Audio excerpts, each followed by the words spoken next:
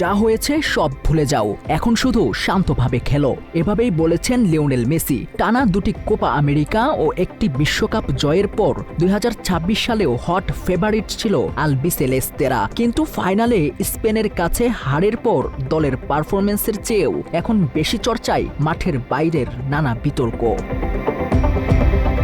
বিশেষ করে টানেলে দাঁড়িয়ে অধিনায়ক লিওনেল মেসির এই একটি বার্তা জন্ম দিয়েছে হাজারো প্রশ্নের। ম্যাচ শুরুর ঠিক আগে ড্রেসিং রুমে এমন কি ঘটেছিল যার কারণে সতীর্থদের সবকিছু ভুলে শুধু খেলায় মনোযোগ দেওয়ার পরামর্শ দিতে হলো কিং লিওকে।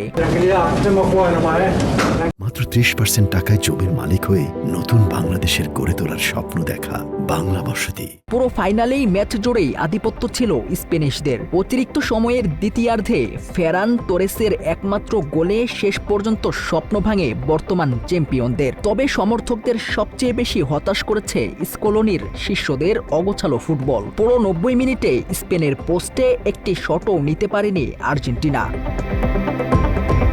অধিনায়কের সেই আবেগঘন আহ্বান কেন কাজে আসেনি তা নিয়ে চলছে তীব্র বিশ্লেষণ। ফর্মের তুঙ্গে থাকা লাউতারো মার্টিনেজকে বেঞ্চে বসিয়ে রাখা এবং কোচ লিওনেল স্কেলোনির সাময়িক অবসরের রহস্যজনক গুঞ্জন, সব মিলিয়ে দলের ভেতরের অস্থিরতা যেন স্পষ্ট হয়ে উঠেছিল মাঠের খেলায়।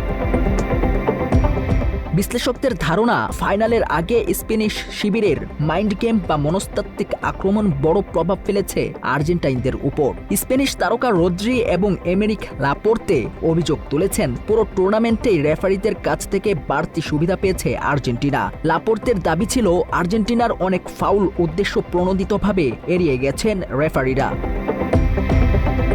ফাইনালের আগে চারপাশের এমন সমালোচনা, চাপ এবং রেফারিং বিতর্কের বিষয়টি মাথায় রেখেই হয়তো মেসি সবকিছু ভুলে যেতে বলেছিলেন সতীর্থদের। কিন্তু প্রতিপক্ষের পাতা ফাঁদ আর নিজেদের উপর থাকা পাহাড়সম চাপ কোনোটাই সামলাতে পারেনি বিশ্ব চ্যাম্পিয়নরা। উল্টো হতাশা আর ক্ষোভের নগ্ন বহিঃপ্রকাশ ঘটেছে ম্যাচ শেষে।